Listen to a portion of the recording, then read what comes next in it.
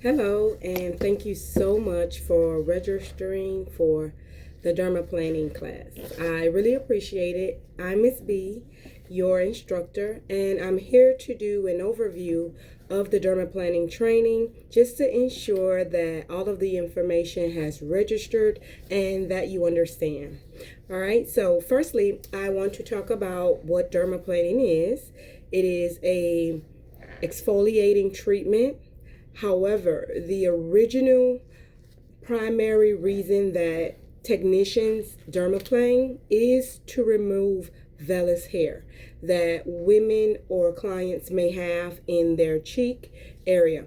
When we remove vellus hair, it does allow for deeper and more effective product penetration. So that is one of the reasons that we like to do dermaplaning.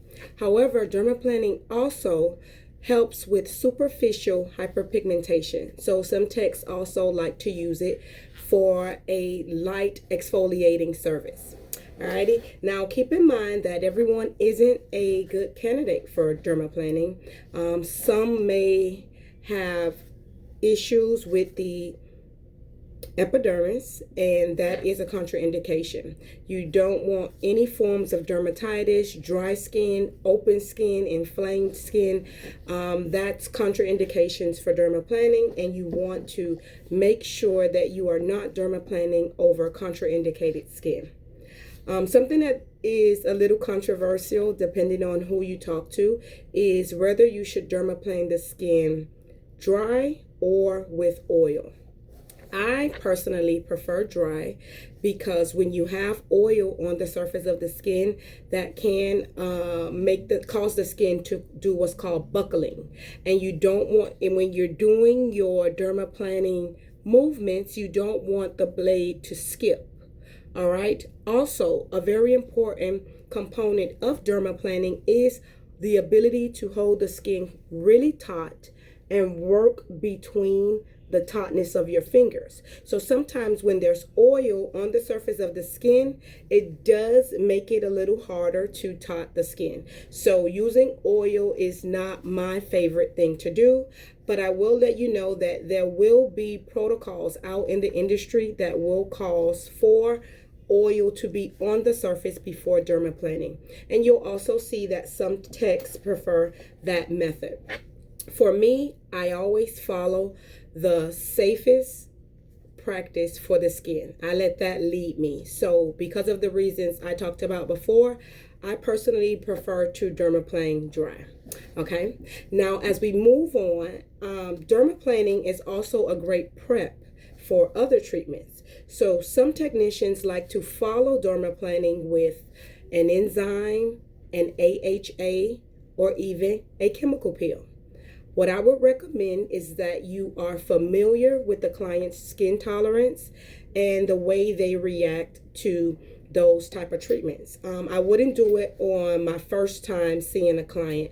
Maybe you can build up to offering that service, and that will be a great service for a client. It leaves the skin with a wonderful glow, and it also allows for great penetration of serums and ampules and other things that you'll use following the dermaplaning treatment.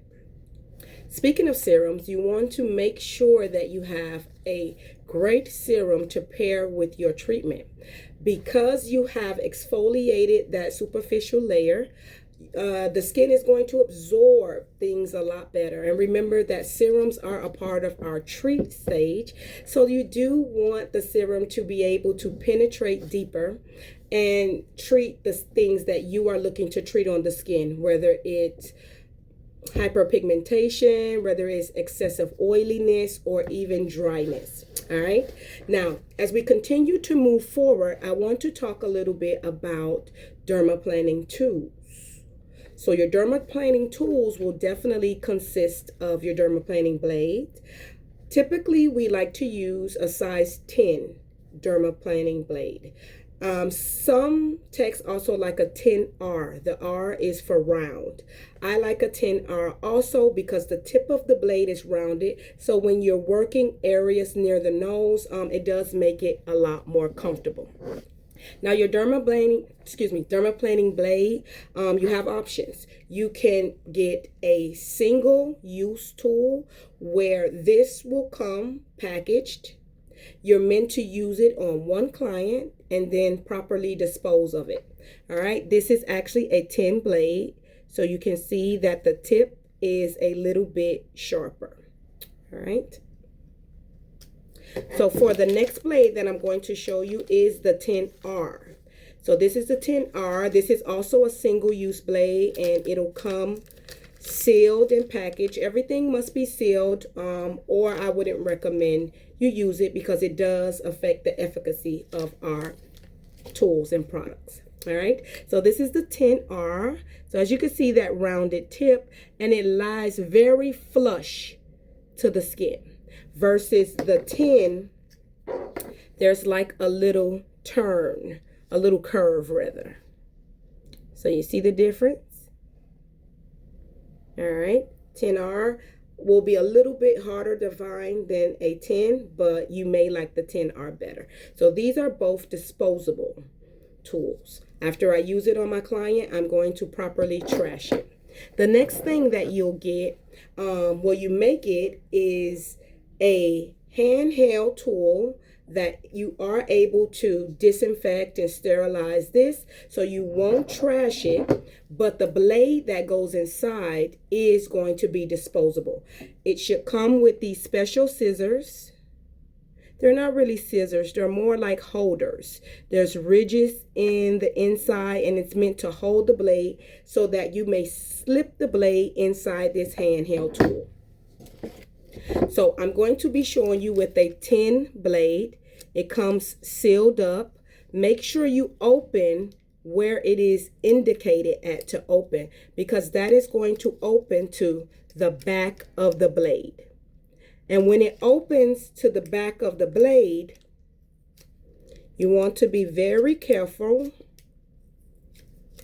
Okay, so I'm going to show you this. So you see that indentation, it is designed to fit it. This tool is designed to fit inside of there. All right, so the proper way to do so would be to hold the blade with your scissors, because if I'm holding it with my hand and pushing, there's a chance the blade can go through the front and injure my hand, right? So you're going to,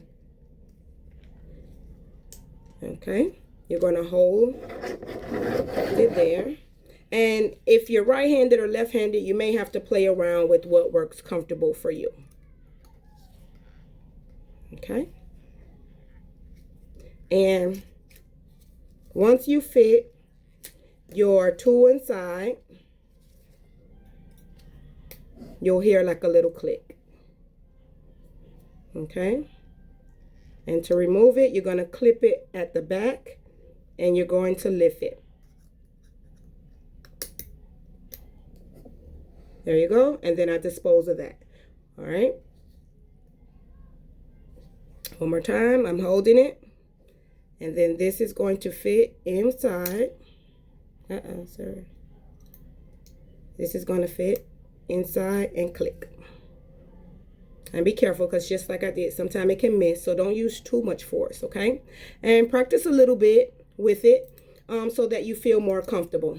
Okay, now this may run a more cost efficient route, because like I said, the tool, I would just disinfect it. I'll keep my tool, I keep my little holders, and I throw away the blade. So then you could purchase a pack of just the blades to go into your handheld tool, versus the single disposable tool are a little more costly. They usually come about 10 in a pack. And then you'll trash the whole thing. So I'll say this is more convenient, but the other route rate may be more cost efficient. So when you are ordering your dermaplaning tools, be sure to read the description and understand if you're purchasing a single disposable tool or you are purchasing a blade to go inside the handheld tool. All right, so Skinformation has put together wonderful protocols for you. We actually have a dermaplaning protocol, and we have some AHAs and wonderful serums for you to pair with your dermaplaning treatments. All right, again, I'm Miss B.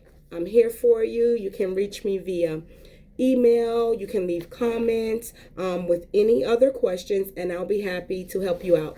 Thank you again, and I look forward to training with you more.